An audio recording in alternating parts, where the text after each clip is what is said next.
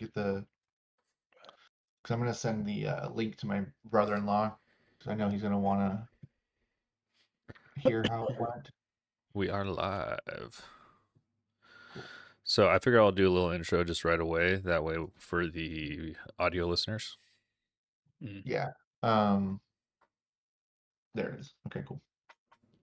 Yeah. Go Also, how for do it. you guys feel about calling this the upkeep? I like that. Yeah. Okay, Good. cool.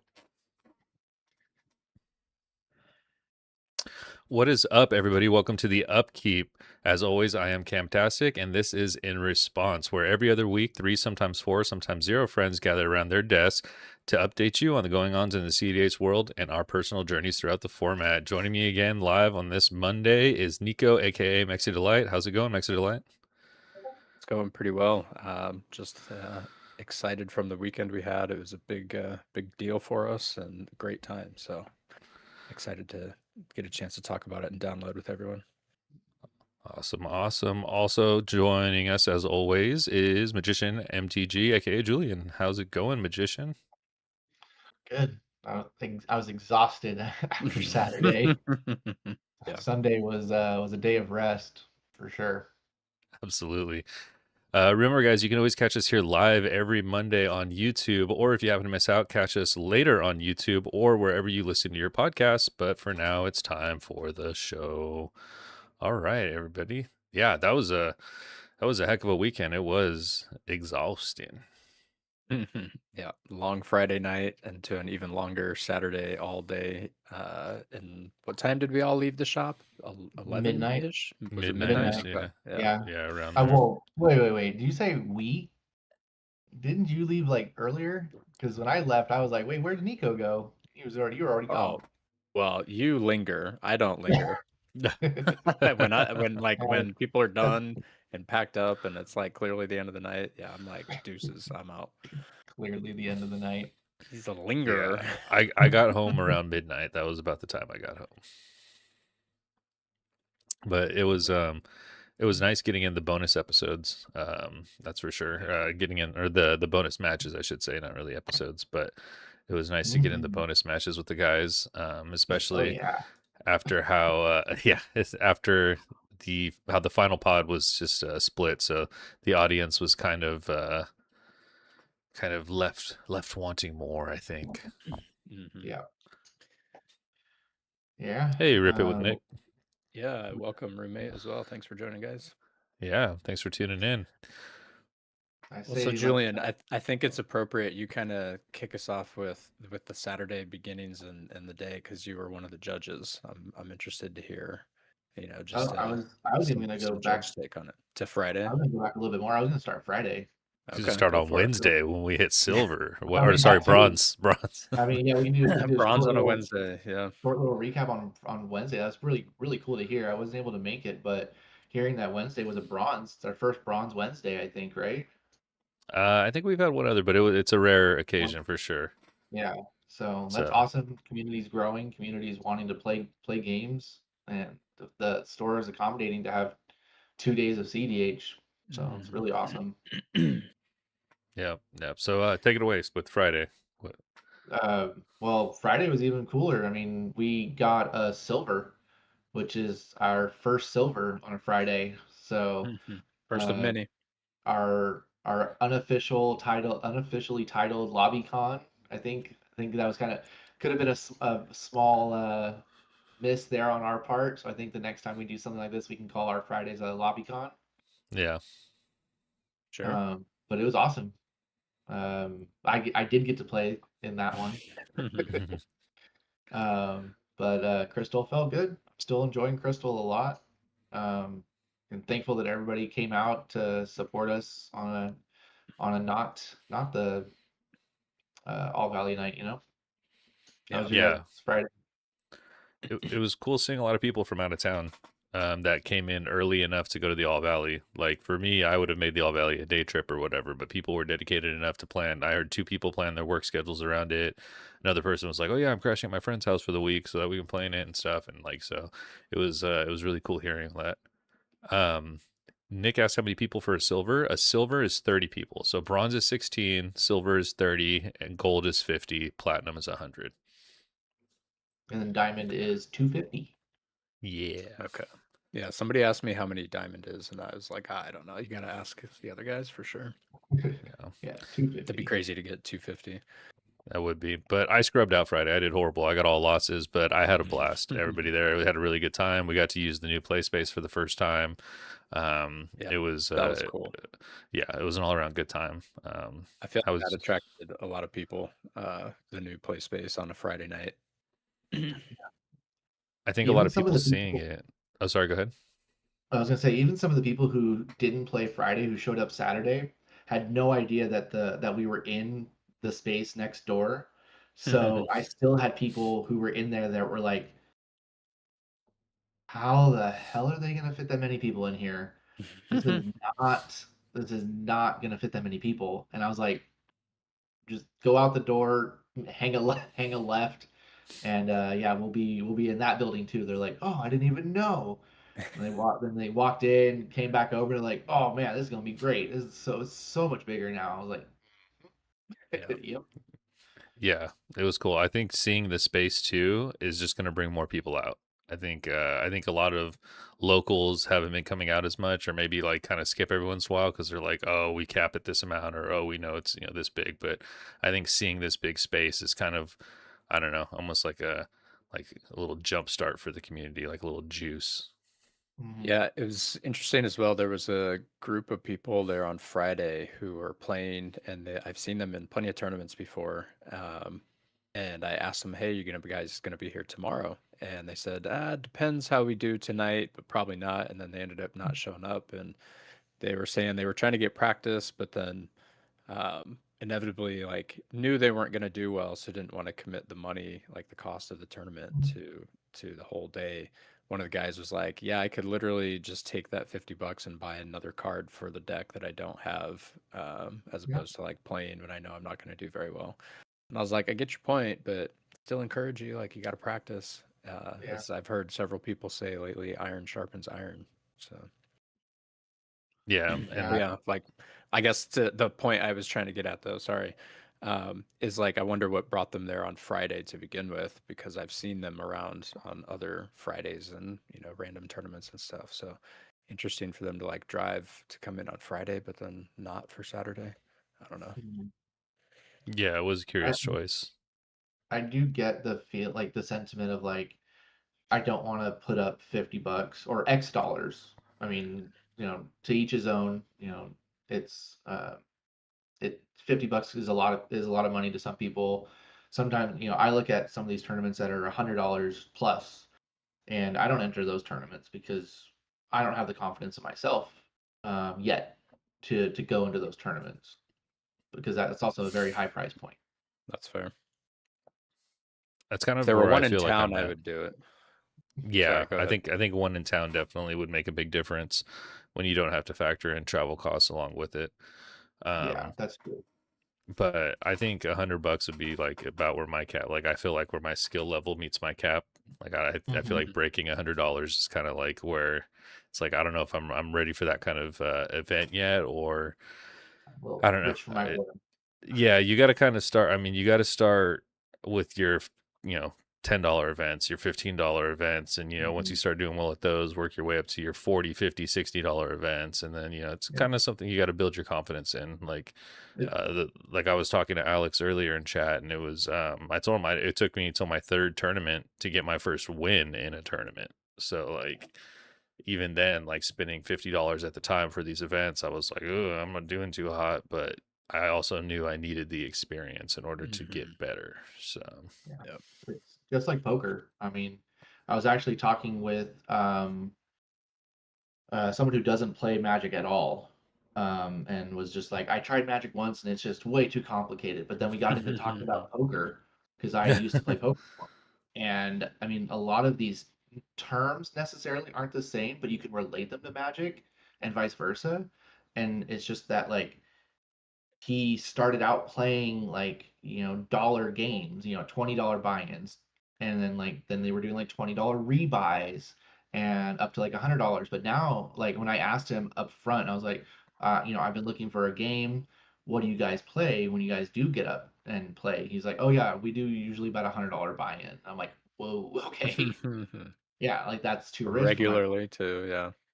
But like, if you start off with your $20 games where everyone can't just, put a fat stack of money on the table and just bully people off the table, then you have a fun, fair game where everyone is on the same stakes.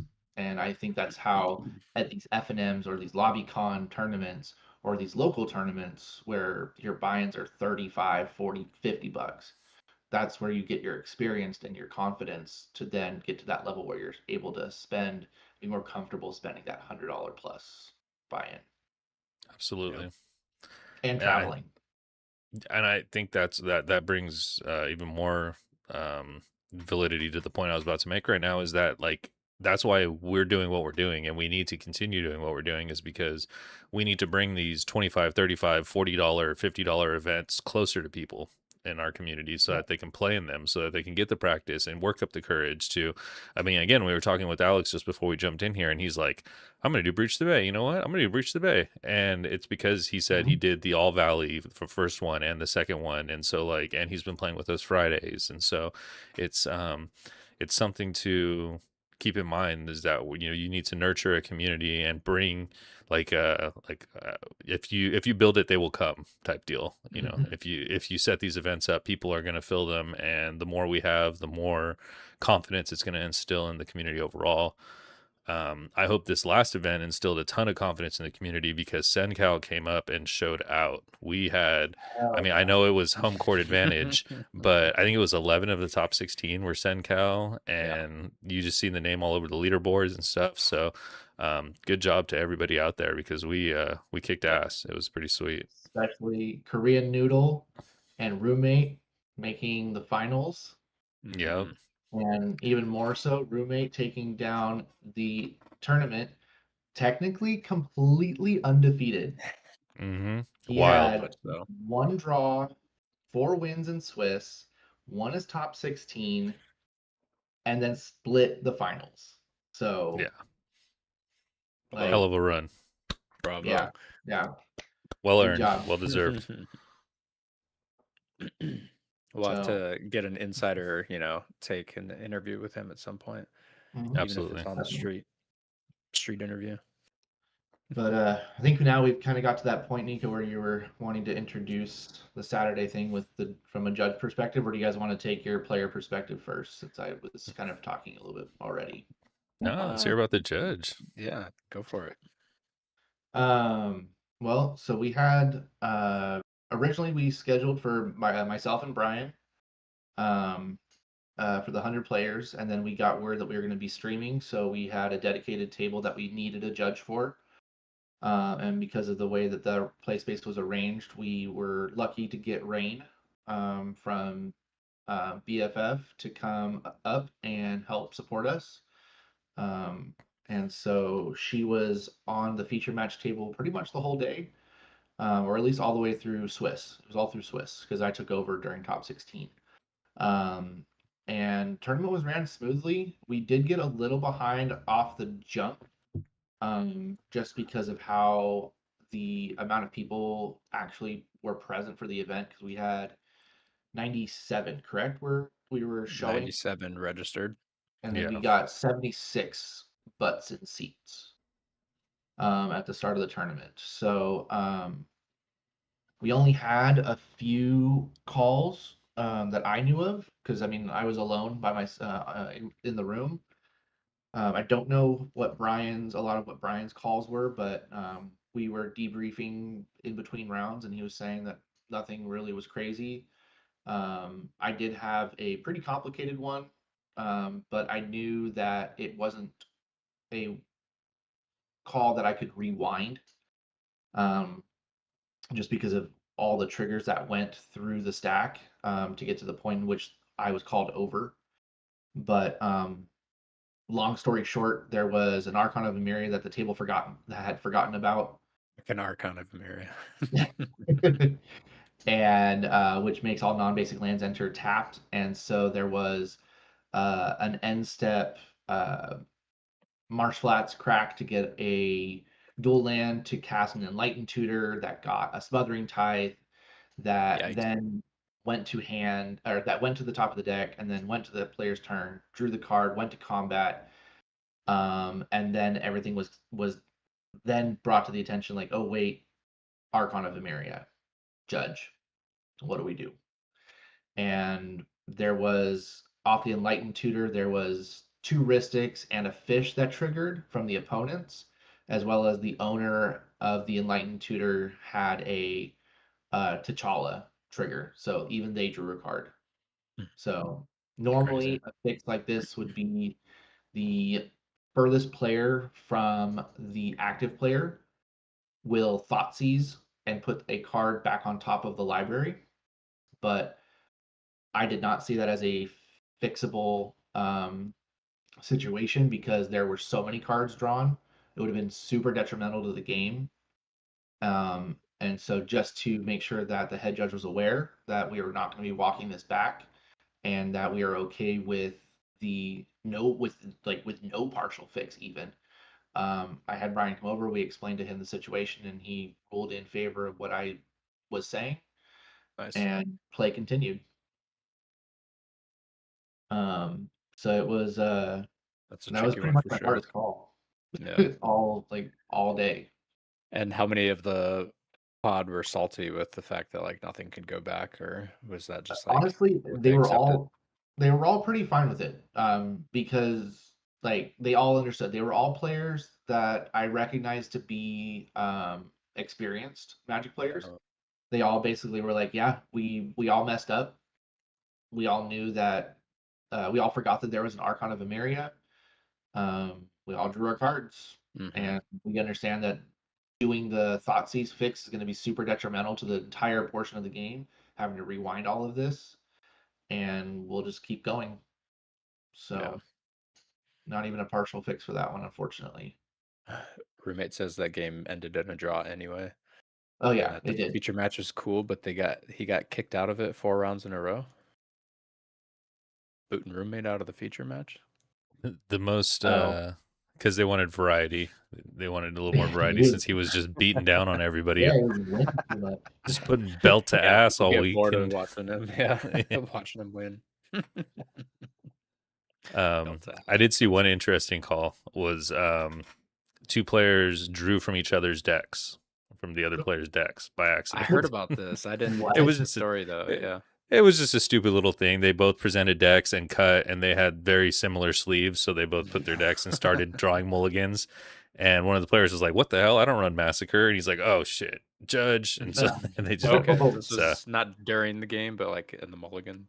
yeah, it was during the mulligan mulligan. phase. That's Yeah, not so as bad, I suppose, but that's yeah, pretty so it was funny. just kind of funny. Yeah, but And I bet will Brian say- just laughed and said, "Carry on, Brett." yeah, he was like, just shuffle and remulligan. But he had a really good laugh at it though. That's for sure. Mhm. I will say there were a lot of missed triggers. Just by observing, you mean? Like you? Yes. Yeah. I hope none with me. Shit. I don't bad think at you my tide were I don't triggers. think you were in my room like all day. No, I wasn't. Yeah, I managed to stay too good. in the other room. Yeah. It was funny. I don't know if many people realized that or even talked about it. I didn't hear it, but in my head, I was like, "Oh man, to be in the other room means you're not doing well at all." But I managed to get like table 4 or 5 for round 1, and then I won round 2, so that just kept me in the lower table count, I guess, for the day. Makes sense. So, how was your guys' experience? What was your guys' records? I'll go first because Cam's better than mine, so we'll end with better. I got my 1 win for the day. So including Friday, I got a win Friday night at the silver and then a win on Saturday at the tournament. Both of which I had to work for, so it was satisfying. I keep telling people because I'm even getting asked if Turbo's even worth it these days, and I'm consistently saying that it is harder and harder to find the window. But if you can find the window, then you're pretty much good. You do almost always have to have some form of a silence effect, though, whether it's the spell or a creature version or something, Mhm. or be very, very confident in like having observed card count, available mana, have as a free counter spell already been cast or not, or, good evaluation before you just jam it. So Turbo's viable, but I think it's getting harder to do for sure. Makes Yeah, sense. But anyway, Makes sense. yeah, pretty fair. yeah, Saturday. So yeah, honestly completely forget what happened round one. It was just like so inconsequential, I feel like at this point. Round two, I got the win. Round three was an incredible game. I'll take the time to spell this one out because it was seat one Rogsai. Seat two was um, they were playing blue because it was a turn one fish, and that's as far as it went. Me in seat three, Tim Nadargo, and Carlos on Winota seat four never even got a turn one. Okay, so What? yeah, Derek, Rogsai player, I think who was in Final Four as well, right? Or at least top 16. Top Top Um, 16. 16, if it was, yeah. he shuffles, gets his first cut, draws his first seven, and almost like insta keeps. He's just like keep, and we're all like, fuck, Oh okay, this boy. is not good. Yeah, it was like it had to be good, that good, because just like nobody, I think in first seven is gonna say keep that fast. Like that's just such a tell that you have like a fire hand, at least in my Yeah. opinion, as somebody who plays turbo. I slow roll that first seven keep like. Ooh, I don't know. Okay.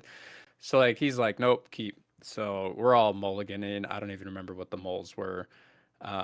And he goes turn one, Mox Diamond, Lotus Petal, um, frickin' I think a Soul Ring and Rog and pass. Okay, so then whatever he's playing in seat two does a turn one fish, and with fish on the stack, Rogsai goes calling the weak Adnaz, Ooh. and we're like, "Yep, totally." And like before he did it, when Carlos and I look at each other and we're like, he did it, damn." Okay, so it was a pretty brutal Adnaz, and honestly, he only got like less than 10 cards because he was hitting high CMC cards. But he got what he needed. He literally just won on top of a fish. What?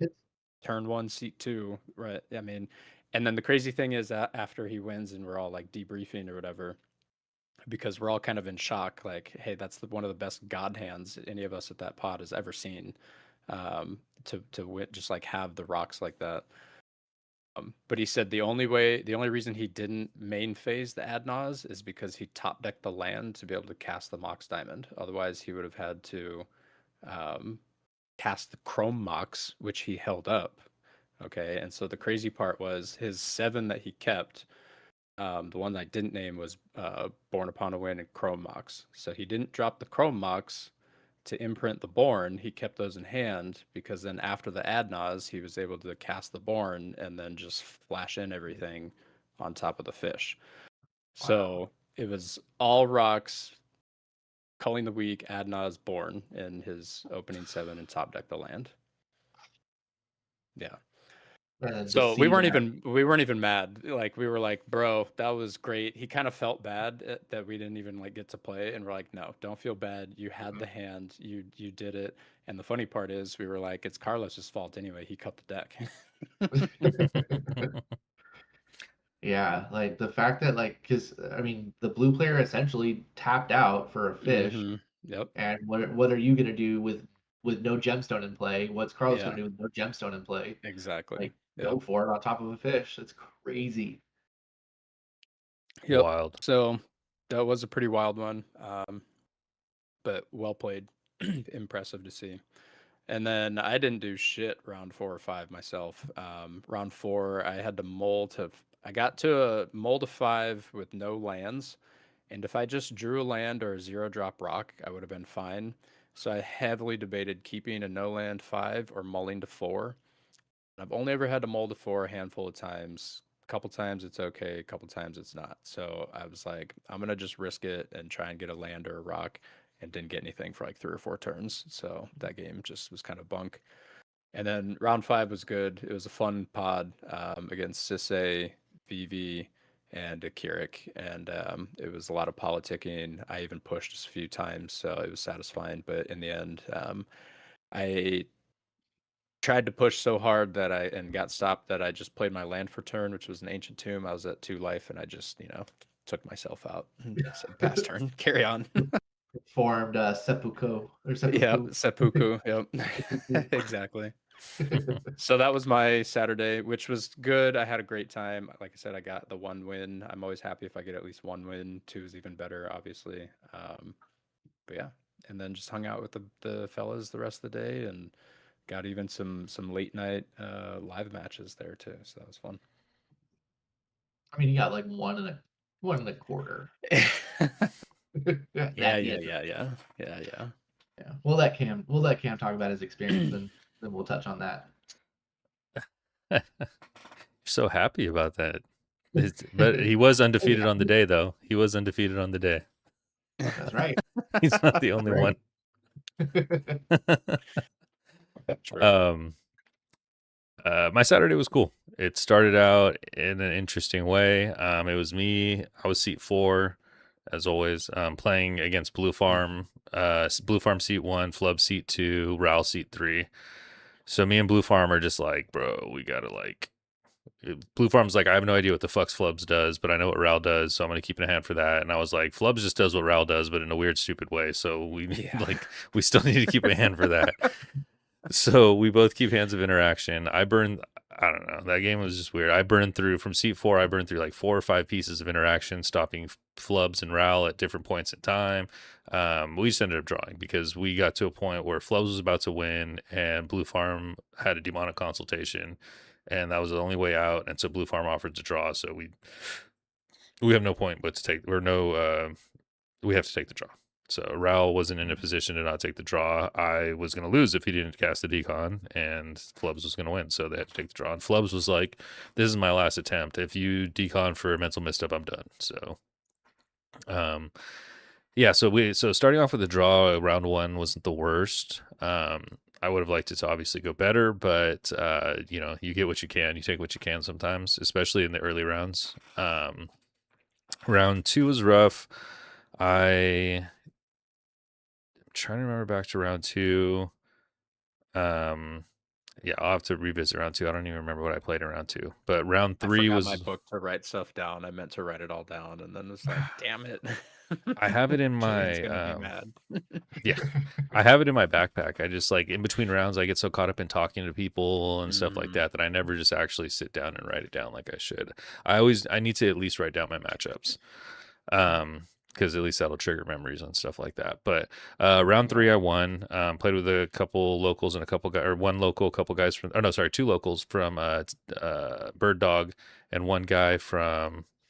Oh, that's right, and one guy from the Bay Area. Slip Farm Yep, that's why I forgot that one. That's why I forgot that one. Kefka won on turn 3 on a no lander. Yeah, Javier just. Yeah, he imp sealed he plays a Rite of Flame into a Talisman, and then imp seals for Ancient Tomb. And then he had the Grinding Station in hand. The next turn he just Grinding Station, breaches, and yeah, that's all she wrote. He gets there from there. But it was cool losing to Kefka, especially a skilled pilot like Javier. I always put Javier a peg above me when it comes to Kefka pilots. He's very skilled at the deck.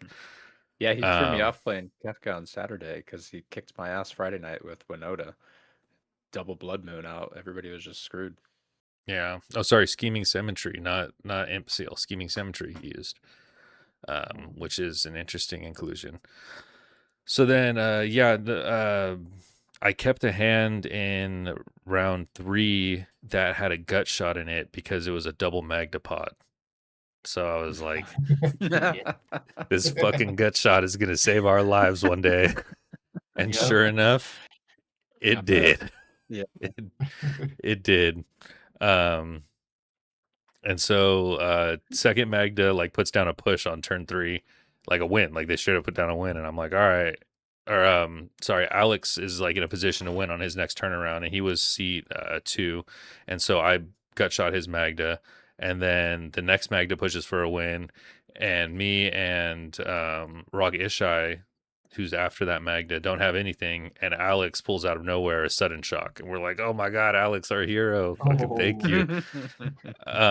So then we get around and we pretty much I land a crystal, I land a curiosity effect on crystal. I've got 3 pieces of interaction in hand, and they're like, okay, like I'm about to land a second curiosity effect. So Rog Ishai, and it turns out the other Magda player from the Bay Area had a bolt, and the Rog Ishai had 3 pieces of interaction, but one of my pieces of interaction was a mind break trap. So they're like, okay, we have to try to get under this mind break trap. We have to try to take out this crystal into this mind break trap. And I show them a Flusterstorm, a Swan Song, and a mind break trap. I was like, it's just not going to work. The math's just not going to work. And so they're like, okay, well, we'll go for it. And I told them, I pretty much negotiated with them after they're about to go with it. And I was like, listen, am I going to win here? Probably. Odds are very high I'm going to win here. But if I don't win here, I can almost guarantee you I'm going to draw something that is going to deal with Alex winning on on our next turn. So they were pretty much in a situation where they're like, well, we don't have the spells. We can't fly under the mind break trap, and we can't let Alex win. So they had to let me resolve it, and then I ended up winning the game. So that was kind of cool. The next round was actually an interesting pod because it was Esteban, Turbo Rakdos, seat 1. Seat 2 was Rog Size, player named Colin. And then seat 3 was me. And seat 4 was Anthony Glacial City on Hashaton. And on turn 2, Rogsai goes and wheels, and I cast a Mystical Tutor. I have a Mox Diamond and a Land Up. I cast a Mystical Tutor with it on the stack, go grab an Enlightened Tutor, and then with the Enlightened Tutor, I grab a Breach because I have a Gamble in hand. So I'm like, and I forgot to mention I had an LED on the field. So I was like, psh, okay, wheel away. Yeah. And so he wheeled away everything, and then I just ended up Breach winning on my next turn. Anthony had a misdirection. It wasn't enough. I had enough cards in graveyard to cast a Swan Song I ditched. And I just kept going. Just ended up getting the win from there. So at this point, I'm 11 points, which I feel like is on the bubble. I keep hearing 12 points is lock, and 11 is on the bubble at this point. So I'm going into the next round like I need a draw. Like a loss kind of sucks here. I need a draw. Going into round 4, you're saying? No, going into the final round. Final round. Okay. Yeah. Going into the final round, I'm pretty much like thinking I need a draw. And so, oh yeah, because yeah, you're right. I skipped round 4. I lost. No, sorry. Loss, draw, loss, win, loss. Yeah, I lost to. God, why can't I remember? I can't remember what I lost to round 5. Everything feels like a blur. You know, when you're playing so much Magic, like all the games just feel like one game. Yeah. Especially if I have multiple games in seat 4, like it all feels like the same thing. Yeah. Well, and you have to remember not just like 1v1 matchups. Like, oh yeah, I played Junt round 1, played Grixis round 2. No, you had 3 opponents each round. That's 12 different opponents through 4 rounds. Like, yeah, it's hard to keep track of that if you're not writing it down or something. Mm-hmm. Yeah, I just know that my last match was in the feature match area, and it was it didn't go the best. I needed to win. We ended up losing to Glarb Chandler, great Glarb player, really good Glarb player. He's from San Jose. Glad that you come down for our events, man. Super cool dude. And so I lost to him, and he needed to win an in, and so he got in with it. And going into that round, I was 4th actually going into the final round. So I felt pretty good about that. And so my loss I actually got in still. So I was in top with 11 points. I believe I was 10th heading into top 16. I played the top 16 game. It was an all Central. It felt like a Friday Night Magic. It was all Central Valley guys. It was Esteban in seat 1, Ryan in seat 2, me in seat 3, and Kevin Nauer in seat 4. So the decks are Rakdos, Vivi, me on Crystal, and Aang. So I sit down. First of all, we're all looking at each other like, what's up, guys? This is just a normal, casual pod. We play against each other every week. And then I turn around and look at like everybody who's looking at me, because there was like a border where like people couldn't cross the line into the top 16 area, and everybody kind of gathered around that border. And I look around and everybody's like, what the fuck? And I look back to my pod and I realize I'm seat 3 against 3 turbo players, and I'm the blue slop mid-range player. So I'm like, oh man, this fucking sucks, dude. And so as soon as I sit down, all 3 of them say, so you're being responsible, right? So I'm Nope. yeah, so I'm like, damn. Okay. So we have to stop Esteban twice. Me and actually Kevin Nauer start being responsible. Everybody plays responsibly. We have to stop Esteban twice. It gets to Vivi's turn. Vivi goes for a push. Ryan, Silver Tongue Ryan, man, that dude. He was I went for an intuition to stop his turn, and I was like, hey, Esteban, I just need you to give me the snack back, okay? Just give me the snap back to stop Ryan. And Esteban's like, okay, cool, let's do it. And so I go, and then I grab Savine's breach and snapback. And Ryan's like, whoa, whoa, whoa, whoa, whoa, whoa, whoa, whoa. Yeah, You need to Ryan and his negotiate with him. politicking, man. He was like, you need to negotiate what he's getting with his intuition. I'm like, fuck that, dude. I'm shuffling. Like we were already this far Yeah. down the road. Like we need to. So we start this whole thing of politicking, and Ryan's like, how are you just gonna give him the win if I, this? And we're just going back and forth and back and forth. And Esteban's just like, And so eventually I tell Esteban I won't push on my turn. And then it doesn't matter because Ryan pushes the VV button, VV gets bounced, he replays VV, and he just does his thing anyway. So I thought it was all funny that we went Yeah. back and forth about it. But yeah, lost in top 16. But like the one thing we all did sit down and say was like, hey, at least we know one of the Central Valley homies is getting to top pod between one of us. So it was a fun match, and everybody was just glad. Like obviously I was super bummed out that I lost because I wanted to make final pod. But it was just it was super cool having everybody there, like all three of the Valley homies in one pod, and knowing that we had a couple more Valley homies playing in the other pods, and so we had a pretty good chance we were going to at least send one there. Yeah. So it was fun. I had a really good time at the event, and we kept getting a lot of compliments on the event and stuff, and people were like, "Oh, you guys are doing good." And I'm like, "Hey, In Response isn't hosting this one, Clovis Cards." And like, no, but everybody, the community, everything, like, people really had a really good time, and people from the Bay Area complimented us on both our level of Magic that we're playing, and on the type of event we're throwing. Like, I think everybody had a blast. We had people there wearing Ninja Turtle masks, like people that were playing their Ninja Turtle decks. Like everybody seemed like they're in high spirits and just having a lot of fun and stuff. So Definitely. yeah, I really appreciate the community that you guys have helped, that everybody's helped foster and stuff like that. Everybody that's out there watching, we really appreciate you guys. Like you all made the event great. Like it was a great time. Yeah, and it was really cool. I want to shout out, I want to shout out the shop for being able to work in a lunch break, because traveling to these out of town events that Absolutely. I have, Half-hour don't- lunch break after round 2, that never happens anywhere. so that was really awesome. I'm proud of the judge staff too for us being able to figure out the best timing for that, and facilitating, like, okay, like it's not just a whenever you want to come back, like then we'll start Magic. Like, no, it was like 2:15. We had it posted. Everyone abided by it. It was really nice. Everyone was thankful we had a lunch break, so that was really cool.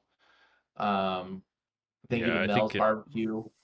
The I think it helped a Tanager's lot given with- us a kissy face in chat, I think, for that lunch break. Thank you, Tanager, for the dead. Yeah, I think that helped a lot with tournament fatigue.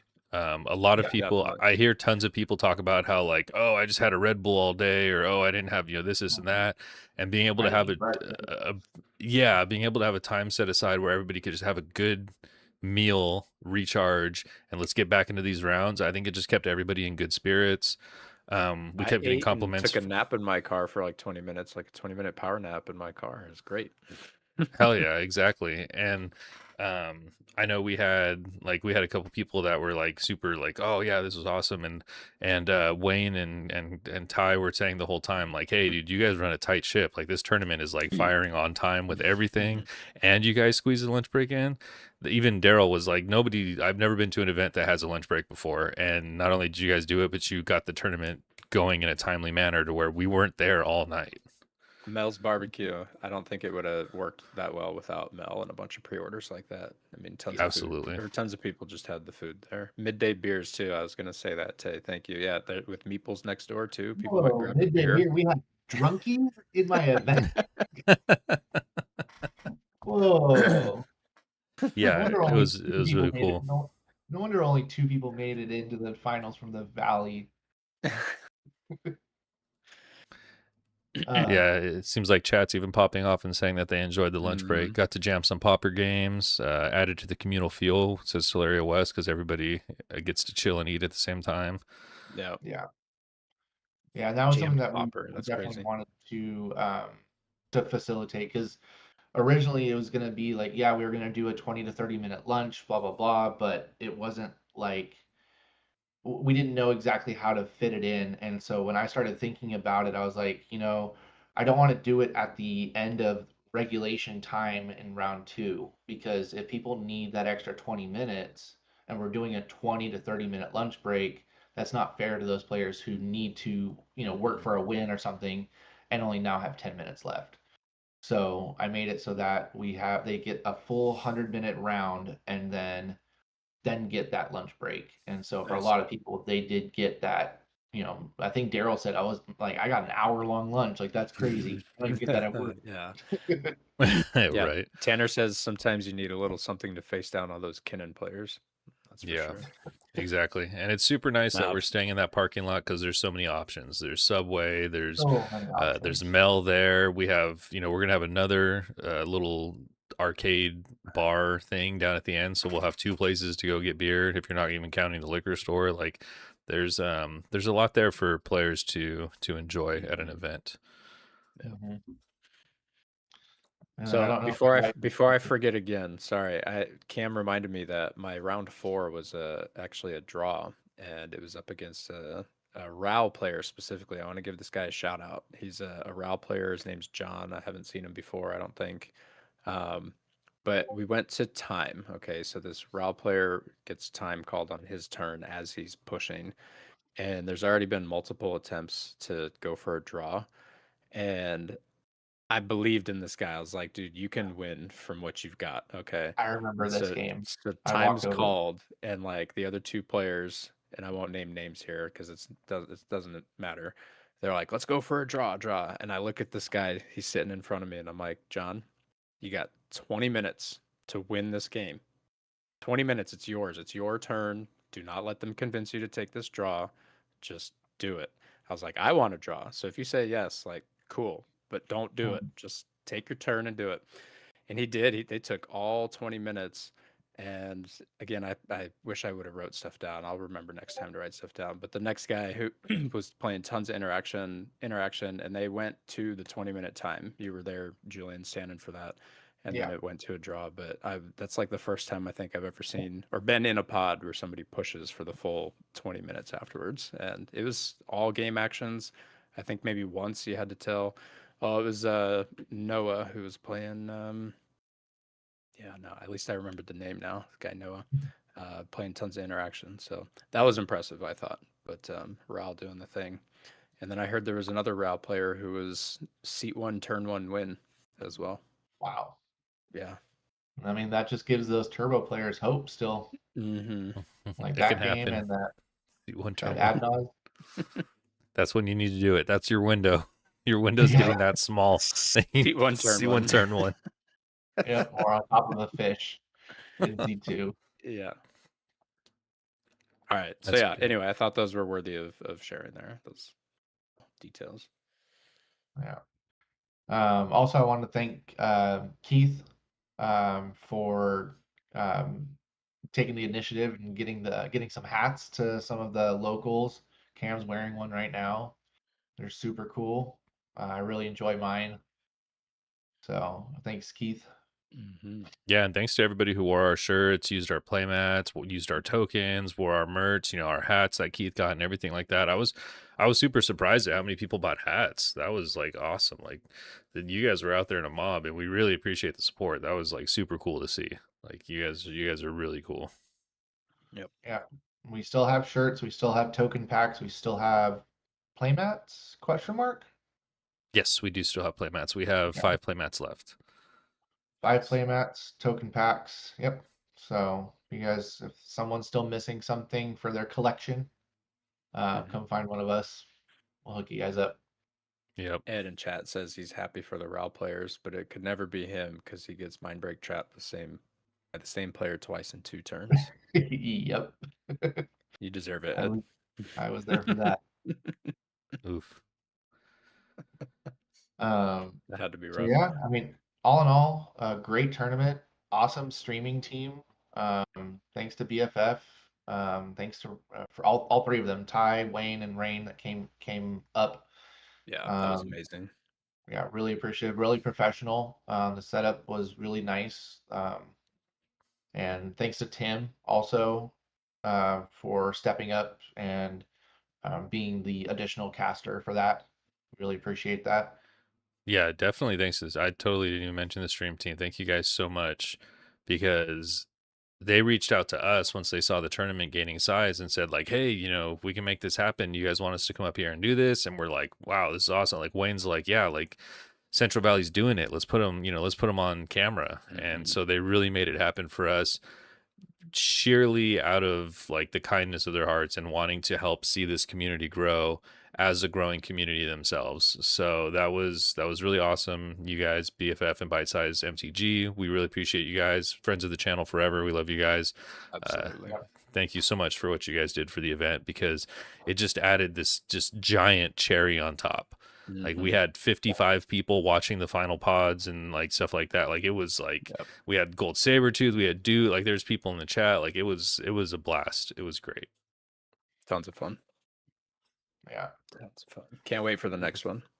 Which Totally. will be a SenCal, right? Yeah, and we'll have our stream set up hopefully. Yeah. Yeah. Will be California 99 exit 3. Is what I'm putting out. That's what I think I want to call them is I think the instead of like part 2, part 1, I think keeping on the theme of freeway or highway, Fun. having it be an exit number. How about a like mile that. marker? Ooh, I like mile marker. Mile 3. Yeah, we can So- do exit. Yeah, we can work with that. So we don't have a Why date is on it, that Nick? yet, Nick. Yeah, not yet. We got to So we kind of don't know, but yeah, go ahead, Cam.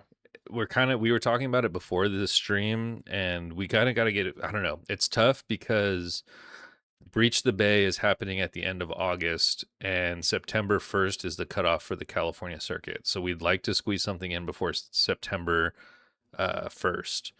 So stay tuned. We might be able to, but this month is pretty packed with tournaments. So it's kind of, it's going to be a little tough. But we'll do what we can. We want to bring you another 99 before the season is over. So we promise you we will do everything that we can to make that happen. Yeah, for sure. But yeah, what happened after hours? We got a question real quick. Teleria West says, how was it decided who got first in the final pod? So I was there for that. So we had Ryan, Thomas, Alex, and Anthony, who And yeah, made like, our top 4. Let's start off and say almost everybody thought that they were going to play it out. There was like going into it, everybody around was like, cool, they're playing it out. This doesn't happen very often. We're excited to watch this. And then all of a sudden it's like, oh, draw. What?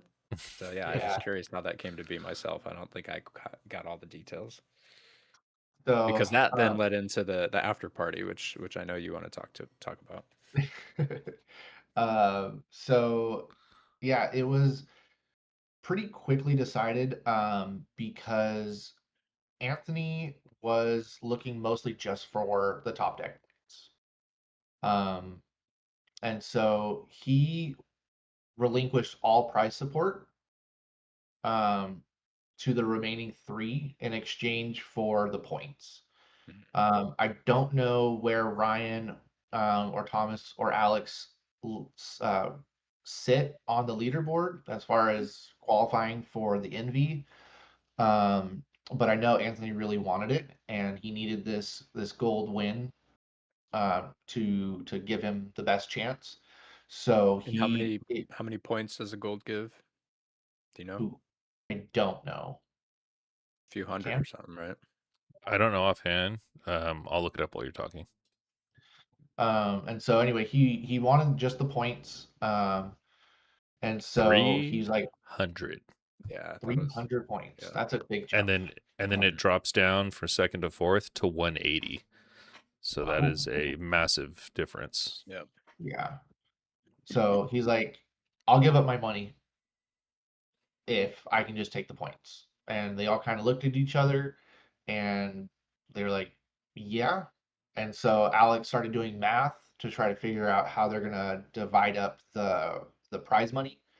Um, and I think something that was really cool, that Alex and Ryan agreed to was because Thomas did so well through the whole day, they elected to give the the overflow of The the odd amount. difference to Thomas. Nice. So I'm not going to go into dollar amounts or anything, but Sure. there was essentially a even split for Ryan and Alex, and then Thomas got a little bit extra. Cool. And I think that's really cool. That shows that we have a really supportive community that recognizes That Thomas is a badass. Yeah. that too. That too. Agree. Um, and so it was just really cool to like to hear even out of town people, because sometimes people from out of town want to come back to their hometown or their LGS and be like, yeah, I did this well. But to have someone from out of town do that for someone else who isn't someone that they play with all the time. I Yeah. think that's awesome. That shows really great character. Yeah. Ed says he lived vicariously through Thomas. I think a lot of us did there. Certainly all the local gang, definitely. Yeah, the For the sure. Bay Area definitely represented themselves well at our event. Everybody there was awesome. Heard nothing but good stories. Everybody from the Bay I played with was super fun. You guys have a great community up there. Whatever you're doing, keep doing it because we love you guys coming down to our events, and we really enjoy going up to yours for sure. Yeah. Yeah, this year's been a year of traveling for me for Magic and being able to go up north and down south to experience the different players and shops and just environments and cultures has been really awesome. So I'm really happy. I'm really impressed with California. Yeah, definitely. This has been a year for all of us. I think we've all kind of just went up and down the state. We've been doing our thing, and we've met like a lot of new players, a lot of new people, and it really shows that everybody's just trying to grow their own communities, whatever size it is, whoever they are. They're all trying to grow their own communities, and if we all just do our thing together, like we're all gonna eat. There's enough food out there for everyone to eat. Yeah. Yep. Sweet. Well, I guess all I have to say is thanks again, everyone, Yeah, for all Yeah. the support. I've Yep. pretty much tapped out myself. We really appreciate the community. You guys came out in droves, and again, like a lot of people thank us for it, but it's not. It's you guys come out. You guys make the events. Like I just post on Discord. We just post on Discord. We just tell people about the events. You guys come out to them. That's literally all it is. All there is to it. So the bubble is my home. We love you, Lucas. We love you. You're such a good sport about it. I would be devastated, and I'm sure you were as well. But for those who don't I know, Lucas was one of 9 points that didn't get in, and it's devastating because we know Lucas earned it. But we're super proud of your performance, and keep doing it, man. Just keep doing it. Williard's getting there. Yep. Yeah. For sure. Yep. Love that you changed your name to Bubble Boy in Discord, though. It's hilarious. Yeah, exactly. Tularia West wants lessons learned from TOing this event. I think one lesson we might have learned we're going to test out. I think next time we're going to have people pay up front for registration to make sure we get a more accurate head count and get a more accurate representation of what the tournament's going to look like beforehand. That's a big one. Lunch break was huge. We talked about that a lot, but that's Yeah. because it was such a big role in the whole event itself. Other than that, like this tournament just ran very, very smooth, and everybody contributed to that. Everybody was in their seats on time, listening. It was great. So I think I think you learn a lot from your failures, and there wasn't a lot of failures this tournament. So we're just gonna I keep. agree. I think we're just gonna keep doing what we're doing. Luckily, we have a lot of people like Alex Leanne, like Anthony, like Wayne, like Ty, like Ben, like all these other TOs, people that throw events all the time that we get advice from. So it helps us make these events run smoother because these more experienced TOs are out there helping us. Thoughts on suggestions people have made to combat the draw percentage? So We don't know. Don't miss Ours don't- was. don't miss the one right above it. Those cake pops were fire. Thank you, Yes. Mrs. Magician MTG, for that. Yeah, Mrs. Magician. I'll let her know. Yes, they were delicious. So thoughts and so the draw situation, we don't have a percentage of draws for our event, but I heard from multiple people saying that there were not as many draws in our event as other events, that I people didn't were think there playing were for either. wins. Yeah. Wayne said multiple times that this is one of the fewest draw events that he's seen. So I think the meta is going to solve itself when it comes to that. To be honest, I think everybody's sick of draws, and I think people are just going to start playing for wins more. So I Yep. don't I don't plan on making any changes in our future events to try to combat the draws because hey, we ain't got a draw. We're out here trying to get dubs in the valley. My hot take on that, specifically from the view of a turbo player, is I don't negotiate with terrorists. I actually said that, I guess, to I somebody. got numbers. 29% so draw rate. Yeah, I got yeah, numbers. Yeah. So seat 1 win rate was 29, seat 2 17, seat 3 14, seat 4 11, draws 29. yeah, Javier's saying the same thing. So yeah, my example though, real quick. So I was, and this was hilarious because it was up against Ryan, VV player Ryan, who politics very well, like crazy, but I know him too well. So I don't let him bully me with his politics. And I told him, dude, stop trying to convince me to not blow up your VV. It's not going to happen. I don't negotiate with terrorists. And I, did a sacrifice play to trigger 7 draws off of a bowman, sacking things I didn't want to cast a Dargo and an altar and whatever, blew up his VV. He ended up winning. But it's just funny to see that. And there was a point where I did a tutor for something, and he's like, "What are you going to tutor for?" And I said, "Show me what you're going to counter this with first." And he's like, "And now you can tutor."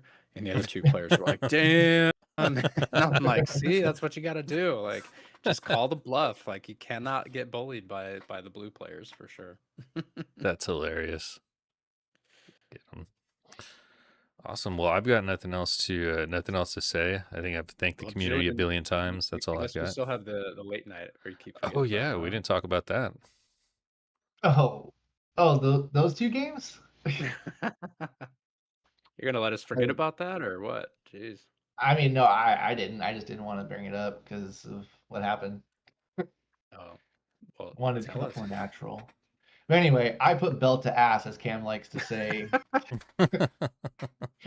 Yeah, so we did a little after hours bite size versus in response. And so the guys thankfully let me play some Magic after watching Magic for 10 plus hours. And Nico sat in because he had the worst record. So maybe he could get Yeah. it, maybe he can get another win or something. I tried. But I tried hard in that second game there, but yeah. so just to keep it short and sweet, first game it was me on Crystal, Ty was on Kennen, Nico on T and D, and then Wayne normally, as he always is, was on Zerta. I kept a pretty broken hand in seat 1. I got to turn 2 and put together a gamble with a breach already in hand, and I found the LED and went off. Yeah, just the nuts. Just Yeah. unencumbered breached win on turn 2, seat 1. So then we let Rain come in game 2, and she was on Scion of the Ur Dragons. Ty tapped out, so then it was just again Nico and Wayne. That one went a little bit longer, but I finally found my window after getting Crystal Odawara with Ophidian Eye on the stack. I put Crystal back into play on the next turn, and then the turn after that, I had Tandem Lookout ready and waiting. Resolved the Tandem Lookout, and uh, so Oh, you cut got out there at the end. undefeated on the day. Something Thomas and I have in common. So It was tons of fun to get a couple casual but still somewhat serious games in at the end of the night as everybody's winding down, and there were still people in the live stream chatting and stuff. So it was a lot of fun. yeah, Definitely. definitely we had some viewers, and think we're working on getting that VOD up on the channel somehow, or at least on the Bite Size channel. It somehow got lost, but I think Ty It's is up working on hard Bite to get Size. that. Is it now? I watched it today. Maybe it got taken Okay. down by accident, but I watched it at work today. The late night. Oh no, not the late night. Sorry, the Okay, regular yeah. VOD. Sorry for the confusion. Yeah, so the whole tournament is up, including like the winner's interview with Anthony. That is all up on Bite Size channel.